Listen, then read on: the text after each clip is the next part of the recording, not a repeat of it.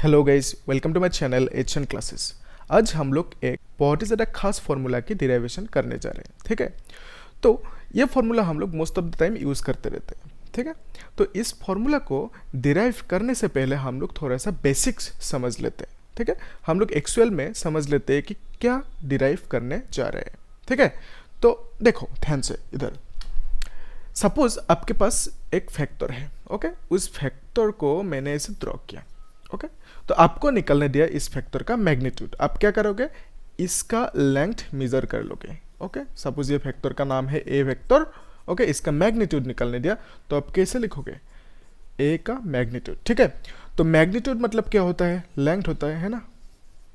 तो आप क्या करोगे, इसका लेंथ निकाल लोगे, मतलब मैग्नीट्यूड निकाल लिया आपने। ठीक है, सपोज और एक फैक्टर है जो ऐसे दिया हुआ है 3i कैप। ठीक है, तो इस केस में इसको हम ऐसे लिख सकते हैं। इस केस में इसका जो मैग्नीट्यूड होंगे वो कितना होंगे, 3 होंगे, है कि नहीं। तो ये बेसिक सी बात है, आप जानते हो।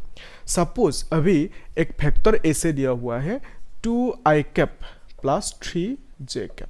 ठीक है, इस केस में आप क्या करोगे, इस केस में मैग्नीट्यूड निकालने के लिए आप लोग क्या करोगे, यहाँ पे एक फॉर्मूला का मदद लोगे। ठीक है, तो वो फॉर्मूला कौन सी है, ध्यान से देखो। इसको मैंने लिख दिया ए फैक्टर मान लेते हैं। ठीक है, तो फॉर्मूला क्या है कि ए का magnitude is equal to A square plus B square root. ठीक है, तो ये है मेन फॉर्मूला। ठीक है, तो यहाँ पे ए कौन है, ये जो 2 है इसको हम बोलेंगे ए, और बी कौन है, ये 3 को हम बोलेंगे बी। ठीक है, अभी ध्यान से देखो, यहाँ पे ए की जगह पे हम लोग पुट करेंगे 2 स्क्वायर। ठीक है, प्लस यहाँ पे बी की जगह पे पुट करेंगे 3। ठीक है, और स्क्वायर लगा देंगे, ये रूट हो गया। ठीक है, तो अभी इसको कैलकुलेट करके आसानी से हम लोग फाइंड कर सकते हैं मैग्नीट्यूड किसका, ए वेक्टर का मैग्नीट्यूड। ठीक है, आ रहा है समझ में।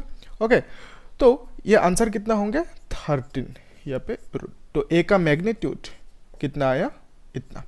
अभी ध्यान से देखो, तो ये जो फॉर्मूला है ये फॉर्मूला आया कहाँ से। ठीक है, तो आज के लेक्चर में हम लोग इसी को डिराइव करेंगे कि ये फॉर्मूला आया कहाँ से। ठीक है, तो उसके लिए हम लोग एक फैक्टर कंसीडर करेंगे जो जेनरलाइज्ड फॉर्म पे होंगे। ठीक है, जेनरलाइज्ड फॉर्म मतलब हम लोग यहाँ पे वैल्यूज को नहीं लिखेंगे, जैसे यहाँ पे लिखा ना वैल्यूज 2 3, यहाँ पे 4 5 कुछ भी लिख सकते थे। ठीक है, तो हम लोग वैल्यूज को नहीं लिखेंगे, उसकी जगह पे हम लिखेंगे ए बी, ऐसा कुछ लिखेंगे, सी भी लिख देंगे। ठीक है, अगर 3 डिमेंशनल में हुआ तो। ओके, तो अभी ध्यान से देखो, तो हम लोग अभी एक कंसीडर करेंगे फैक्टर जो है, let's say a factor is equal to, okay, तो a i cap plus b j cap. ठीक है, तो ये है एक 2 डिमेंशनल फैक्टर। ओके, जहां पे सिर्फ 2 ही डिमेंशन है। ठीक है, एक्स और वाई डिमेंशन। फाइन, तो अभी इस फैक्टर का डॉट प्रोडक्ट करेंगे, किसके साथ, इसके साथ। ठीक है, खुद के साथ इसका हम लोग डॉट प्रोडक्ट करेंगे। तो कैसे लिखेंगे हम लोग इसे, a factor dot a factor. Okay, तब हम लिख पाएंगे यहाँ पे a i cap plus b j cap. ठीक है, डॉट फिर से लिखेंगे a i cap plus b j cap. ठीक है, आया समझ में। ओके, ये इजी है, बहुत ही ज्यादा इजी। देखो अभी तो हम क्या करेंगे, इसको इसके साथ डॉट प्रोडक्ट करेंगे, है ना, ऐसे डॉट प्रोडक्ट करेंगे, फिर इसके साथ डॉट प्रोडक्ट करेंगे। ठीक है, तो हम लिख पाएंगे a i cap dot a i cap, है ना, फिर प्लस लिखेंगे ए आई कैप डॉट क्या लिखेंगे, बी जे कैप। ठीक है, ये बहुत ही ज़्यादा आसान है। तो अभी इसके साथ करेंगे। ओके, तो b j cap dot a i cap लिखेंगे, plus b j cap dot क्या लिखेंगे, बी जे कैप। ओके, तो अभी ध्यान से देखो, ये जो ए है, ए को हम लोग स्क्वायर कर सकते हैं ना, ए स्क्वायर लिख सकते हैं, डॉट ओके क्या लिखेंगे, यहाँ पे आई डॉट आई लिख देंगे। ठीक है, प्लस यहाँ पे ए भी है ना, तो a into b, a i dot j लिख देंगे। ठीक है, फाइन। तो अभी नेक्स्ट क्या करेंगे, यहाँ पे प्लस लिख के ये जो बी है इसको ऐसे कर सकते हैं, B A J dot I. ठीक है, जे डॉट आई लिखेंगे, प्लस क्या लिखेंगे, ये बी स्क्वायर फिर जे डॉट जे लिख सकते हैं। ठीक है, तो अभी हम लोग जानते हैं कि ये जो आई डॉट आई है ये सब का वैल्यू क्या होता है, आई डॉट जे क्या है इसका वैल्यू क्या होता है। ओके, तो ये मैंने जब डॉट प्रोडक्ट की लेक्चर लिया था वहाँ पे समझाया था, ठीक है, अच्छे से बहुत डिटेल्स में समझाया था, ठीक है। तो अगर आप नहीं देखे हो तो वीडियो आप देख लेना, ठीक है। तो वैसे कोई बात नहीं, मैं यहाँ पे थोड़ा सा दिखा देता हूँ कैसे करते हैं, ठीक है। तो आई डॉट आई है, सपोज आई डॉट आई है, ठीक है।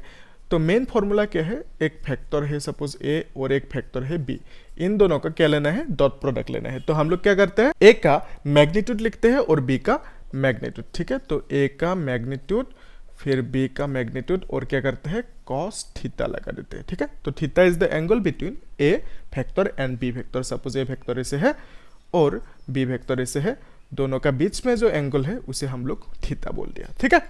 तो अभी इस केस में ये फॉर्मूला अगर यूज करें तो क्या लिख पाएंगे, आई का मैग्नीट्यूड है ना, फिर क्या लिखेंगे, फिर आई का मैग्नीट्यूड, फिर लिखेंगे कॉस थीटा। तो थीटा अभी कितना होगा, 0 डिग्री, ओके, क्योंकि ये दोनों सेम डायरेक्शन में है ना। तो दो फैक्टर अगर सेम डायरेक्शन में होता है, ठीक है, तो दोनों के बीच में एंगल कितना होंगे, 0 डिग्री होंगे, ठीक है। अभी ध्यान से देखो, ये जो cos 0 है, cos 0 का वैल्यू कितना होता है, 1 होता है। फिर ये जो आई कैप का मैग्नीट्यूड है ये भी तो 1 होता है ना, इसका मैग्नीट्यूड भी 1 होता है, तो ये भी 1 है, ठीक है। तो अल्टीमेटली हम लोग यहाँ पे लिख सकते हैं आई डॉट आई की जगह पे 1, ठीक है। फिर यहाँ पे हम लोग लिख सकते हैं ना, क्या लिखेंगे, a square i dot i is equal to 1, ठीक है, फाइन। तो ये 1 लिखना ना लिखना कोई दिक्कत की बात है नहीं। अभी देखो यहाँ पे आई डॉट जे क्या लिखेंगे, ओके, तो आई डॉट जे लिखेंगे 0, क्यों, क्योंकि देखो आई डॉट जे, ओके, तो आई का मैग्नीट्यूड लेंगे फिर जे का मैग्नीट्यूड लेंगे और यहाँ पे लिख देंगे कॉस थीटा। तो थीटा इस केस में होंगे 90 डिग्री, क्योंकि आई वेक्टर कैसे होता है, ये है आई वेक्टर और ये है जे वेक्टर, तो दोनों के बीच में एंगल कितना होता है, 90 डिग्री तो होता है ना। अब लोग जानते हो ये सब बेसिक चीजें है। देखो तो यहाँ पे cos 90 मतलब क्या है, 0 है, तो आंसर 0 हो जाएंगे। तो यहाँ पे आई डॉट जे क्या है, 0 है, तो हम लोग क्या लिख पाएंगे, 0, ठीक है। फिर यहाँ पे ये भी 0 है ना, जे डॉट आई कितना होगा, 0 ही तो होगा ना, प्लस यहाँ पे बी स्क्वायर लिख देंगे क्योंकि जे डॉट जे कितना होंगे, 1 हो जाएंगे, ठीक है। तो आंसर कितना आएंगे, ए स्क्वायर प्लस बी स्क्वायर आ जाएंगे, ठीक है। तो आंसर को मैं यहाँ पे लिख देता हूँ, ए स्क्वायर प्लस बी स्क्वायर। तो यहाँ पे जो ए डॉट ए है, ठीक है, तो ए डॉट ए को हम लोग कैसे लिख सकते हैं, ध्यान से देखो। तो ए डॉट ए को हम लोग लिख पाएंगे ए वेक्टर का मैग्नीट्यूड फिर ए वेक्टर का मैग्नीट्यूड, है कि नहीं, फिर क्या लिखेंगे, कॉस थीटा। तो दोनों क्योंकि सेम डायरेक्शन में होंगे ना, तो हम लोग इन दोनों के बीच में जो एंगल है हम लिख पाएंगे 0 डिग्री, ठीक है। तो cos 0 मतलब तो 1 होता है, तो यहाँ पे क्या बच गया, ए वेक्टर का मैग्नीट्यूड और ए वेक्टर का मैग्नीट्यूड, जिसको हम लोग स्क्वायर कर सकते हैं, ए वेक्टर का मैग्नीट्यूड स्क्वायर, और cos 0 कितना हो जाएंगे, 1 हो जाएंगे, ओके। तो अभी यहाँ पे हम लोग इसे लिख सकते हैं ए वेक्टर का मैग्नीट्यूड स्क्वायर, ओके। तो यहाँ पे भी लिख देता हूँ ए वेक्टर का magnitude square is equal to कितना आया, इतना, ठीक है। आ रहा है समझ में। अभी ध्यान से देखो इधर, ठीक है। तो हमें क्या मिला, ए वेक्टर का मैग्नीट्यूड स्क्वायर, ठीक है, ए वेक्टर का मैग्नीट्यूड स्क्वायर जो है a square plus B square, ठीक है। तो a square plus B square, okay. तो यहाँ पे बोथ साइड अगर हम लोग रूट लगा दें, ठीक है, तो ये क्या बन जाएंगे, स्क्वायर तो हट जाएंगे ना, हम जानते हैं ये, ठीक है। तो आंसर क्या आएंगे, is equal to root A square plus B square, ठीक है। तो ये हो गया आपका डिराइवेशन, ठीक है। तो एक फैक्टर है, उस फैक्टर का क्या निकलना है, मैग्नीट्यूड निकलना है, ठीक है। तो उसके लिए जो फॉर्मूला यूज करते हैं वो फॉर्मूला है ये, ठीक है। तो और इसका ये डिराइवेशन हो गया, हमने देख लिया अच्छे से, ठीक है। तो समझ में आ रहा है कि नहीं, ओके। तो अगर नहीं आ रहा है तो पूछना कमेंट सेक्शन में, ठीक है, और अच्छे से समझा लूंगा। तो अभी ध्यान से देखो, हम जानते हैं कि ये जो मैग्नीट्यूड होता है, मैग्नीट्यूड मतलब फैक्टर का लेंथ होता है, ठीक है। तो ये क्या है, मैग्नीट्यूड है, मतलब क्या है, लेंथ ही तो है ना, एक फैक्टर है सपोज, उस फैक्टर का लेंथ है, ठीक है। तो अभी हम लोग इसे चेक करेंगे कि यहाँ पे जो मैग्नीट्यूड निकलता है वो मैग्नीट्यूड उस फैक्टर का लेंथ की बराबर है कि नहीं, ओके। सपोज ये जो लेंथ है इस फैक्टर का, 5 यूनिट है, ठीक है। तो इस केस में जो मैग्नीट्यूड निकालेंगे वो 5 निकलता है कि नहीं, ठीक है, उसी को हम लोग देखेंगे, ठीक है। तो वीडियो को पॉज करके आप लोग इसका एक नोट बना लो। ओके, देखो हम एक फैक्टर को अभी एज्यूम करेंगे, ठीक है। मान लेते हैं फैक्टर है a vector is equal to 3i cap plus 4j cap, ठीक है। तो ये फैक्टर है। तो इस फैक्टर का क्या निकालेंगे, मैग्नीट्यूड निकालेंगे with the help of this formula, ठीक है। तो मैग्नीट्यूड निकालने से पहले हम लोग इस फैक्टर को ड्रॉ कर लेते हैं, ठीक है। तो ये होंगे एक्स एक्सिस और ये है वाई एक्सिस। तो एक्स एक्सिस में आई कैप होता है ना, और वाई एक्सिस में जे कैप होता है, ठीक है। तो यहाँ पे सपोज ये 1 है, 2 है, 3 है, और ये है 1 2 3 4, ठीक है। 1 2 3 4 2 3, फाइन। तो अभी ध्यान से देखो, 3 आई कैप मतलब क्या है, आई कैप की डायरेक्शन में 3 यूनिट जाना। तो हम लोग यहाँ से, ये 0 है ना, 0 से 3 यूनिट यहाँ तक आएंगे, ठीक है। फिर 4 कैप मतलब 4 यूनिट जाना किधर, वाई एक्सिस की तरफ, मतलब जे कैप की डायरेक्शन पे। तो हम लोग ऐसे यहाँ से चलेंगे 4 यूनिट, ठीक है।